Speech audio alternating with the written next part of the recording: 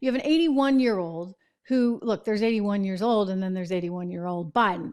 And you've heard me say before, I'm not an ageist, but reality eventually sets in. And when you see so many, there was just more today of Biden out there really struggling with his thoughts, struggling to be on top of things. And a lot of people, I'm not a doctor, but a lot of people have pointed to potentially the early markings of a neurological problem. Well, we don't know what the case is, but we do know this. We do know that special counsel could not move forward prosecuting him. They said, you can't put the guy up in front of a jury. Ben-Hur, who was the attorney on this one, wrote, because, and I'll quote, Mr. Biden would likely present himself to a jury as he did during our interview of him as a sympathetic, well-meaning elderly man with a poor memory. Okay, this is right there in the report when they were going to move forward on charges. They're like, yeah, he was guilty. He was guilty of taking those papers, not even trying to declassify them. He knew he had them in the garage next to his Corvette. But we can't move forward on these charges because basically, he added, Ben-Hur did, that Biden is, quote, someone for whom many jurors will want to identify reasonable doubt. And look, the guy's just old and he doesn't remember much. And so what are you going to do? Dun, dun, dun, bring Kamala in to the rescue, of course. Oh, yeah, this is going to work. Kamala Harris, ready for her prime time slot. In fact, she just did a big article with the Wall Street Journal. She said she's ready to serve. She's ready. She's willing. She's VP. I mean, nobody likes her. Like nobody. Not even Jill and Joe Biden, I don't think. But they have good reason. You see, I never would have picked her as my VP. Not after she pulled this. Apparently, Jill Biden still has not forgiven her, is really kind of annoyed that she's saying, I'm here, I'm ready to do it. She, by the way, doesn't have a shot at getting elected. I'm just going to say that. Look at all of her polling data if you really want to know how bad a politician she is. But this also shows how tone deaf she was, knowing that Biden was effectively the anointed one. He was the senior statesman. She went into that debate back in 2020 just with knives out. I mean, listen to her go after Joe Biden on busing. This was priceless. And now you know why Jill Biden can't stand her.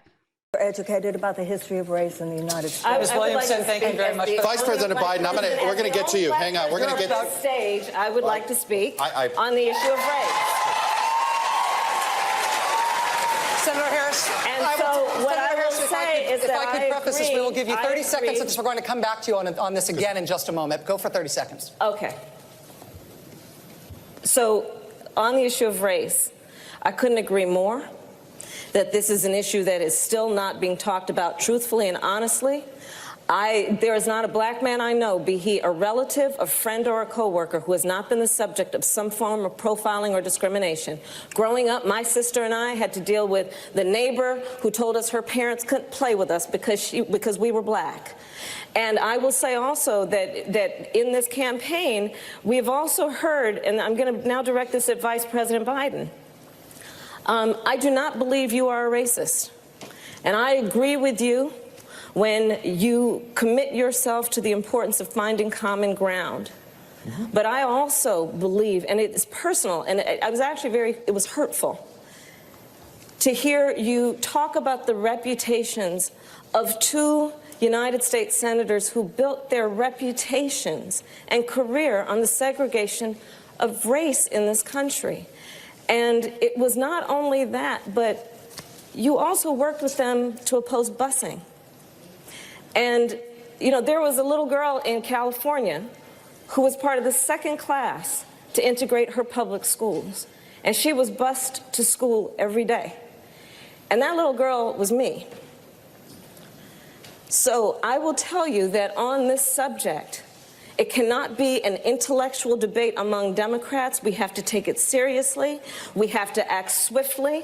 As Attorney General of California, I was very proud to put in place a requirement that all my special agents would wear body cameras and keep those cameras on. Senator Harris, thank you. Vice President Biden, you have been invoked. We are going to give you a chance to respond. Vice President Biden.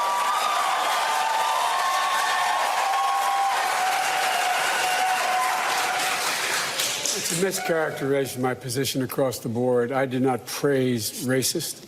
That is not true.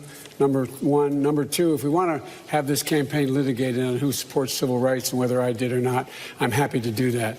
I was a public defender. I didn't become a prosecutor. I came out and I left a good law firm to become a public defender when in fact my city was in flames because of the assassination of Dr. King. Number one. Number two, as the Vice President of the United States, I work with a man who, in fact, we work very hard to see to it. I'm not going to bore you with the whole shebang, but the point being that they had this mashup and they don't really get along.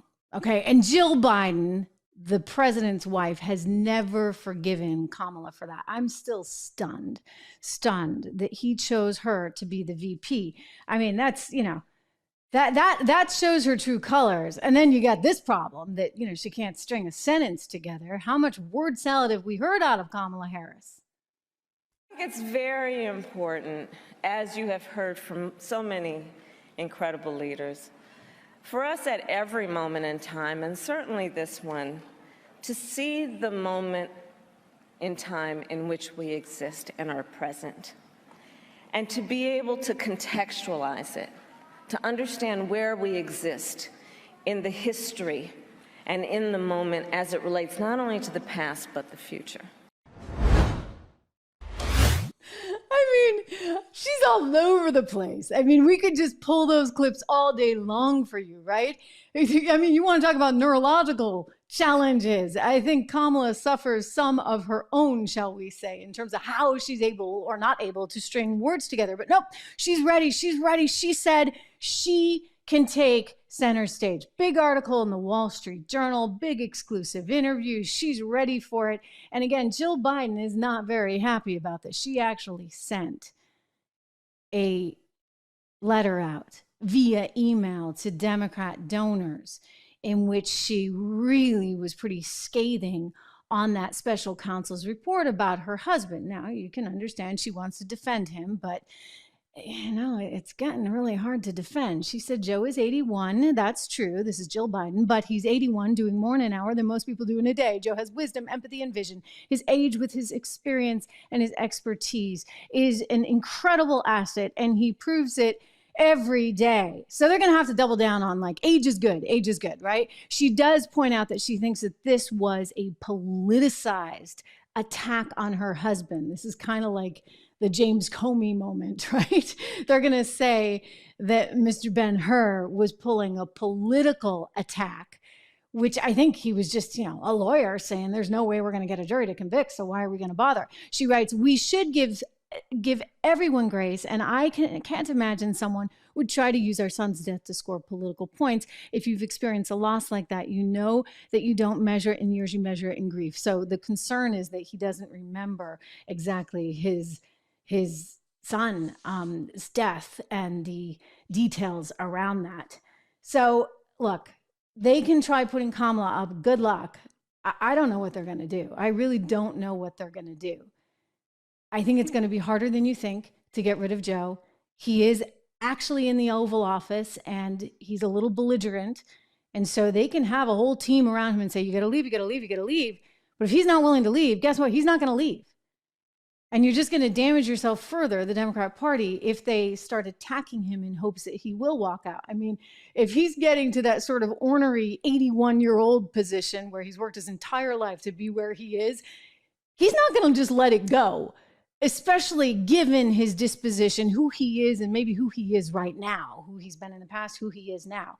So, yeah, go for it. Try with Kamala. But I think the reality that everybody needs to keep in mind is that on the ticket, it's going to be Trump versus Kamala, because Joe Biden's probably not going to make it should he be elected. I mean, I hate to say things like that, but the mental competency is going to continue to deteriorate. So knowing that, the voting public is going to say, do I vote for Kamala or do I vote for Trump? And by the way, that's really good news for the Trump camp, because they'll take that trade all day long. Kamala is not really that electable.